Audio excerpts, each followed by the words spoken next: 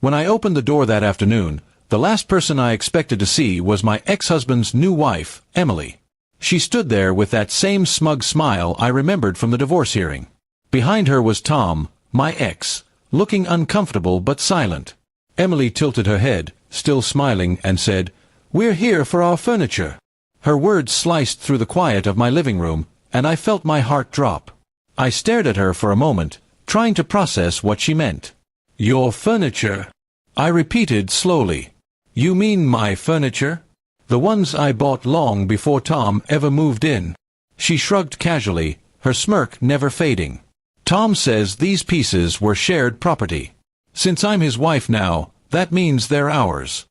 Her tone was full of entitlement, and Tom's silence only made it worse. I could feel anger bubbling up, but I forced myself to stay calm. "Emily, these things were mine before your marriage. There's a reason the court gave me the house and everything in it." She rolled her eyes, pretending to inspect the living room. "Oh, please," she said. "You don't need all this stuff living alone. We, on the other hand, have a family to build." Tom finally spoke, his voice low and hesitant. "Maybe we can just take the coffee table and the dining set. That's fair, right?" I turned to him, disbelief flooding my chest.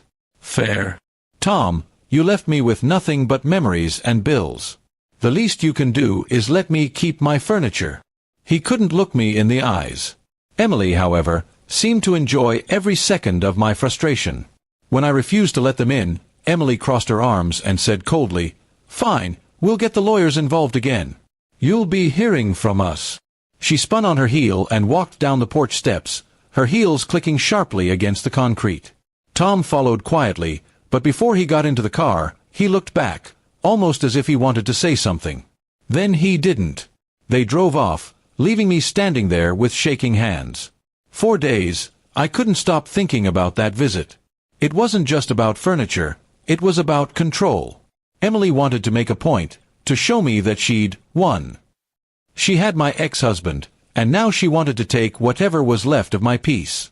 But what she didn't realize was that I was no longer the broken woman she once mocked.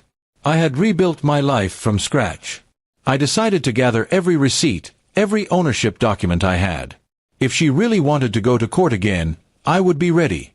I spent the weekend organizing files, making copies, and labeling everything clearly. It wasn't just about defending my things. It was about standing up for myself after years of being walked over. A week later, Tom showed up alone. I could see guilt written all over his face. "Look," he stuttered, "Emily went too far. She shouldn't have come here. I told her those things weren't ours." His voice cracked slightly, and I could tell he meant it. I nodded but said nothing. He hesitated before continuing, "She's been difficult lately. Always comparing herself to you." "I'm sorry." I almost felt pity for him. Almost.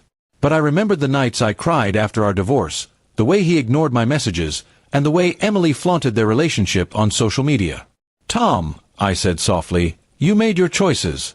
Now you have to live with them. I've moved on, and I suggest you do the same." He looked down, nodded, and left quietly. A few days later, Emily sent a message through her lawyer, an apology. She claimed she'd been emotional and didn't mean to overstep. I didn't buy it for a second, but I accepted the apology just to end the drama. I wasn't going to let her rent space in my mind any longer. Weeks passed, and I focused on my work, my garden, and my peace. For the first time in years, my home felt truly mine. Every corner reminded me of my strength, not my pain. The dining table they wanted so badly became my place of calm, where I wrote, ate, and planned the next chapters of my life. One evening, as the sun set, I received a message from an unknown number. It was Tom. "I moved out," the text read. "You were right about her." I stared at it for a long moment before deleting it. I didn't need to reply. The past had no place in my present anymore. Life has a strange way of balancing things.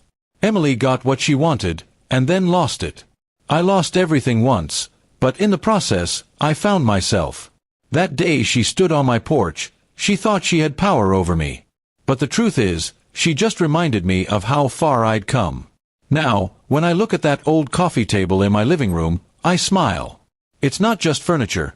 It's proof that no matter who tries to take from me, I'll always rebuild stronger. And no smirk in the world can take that away.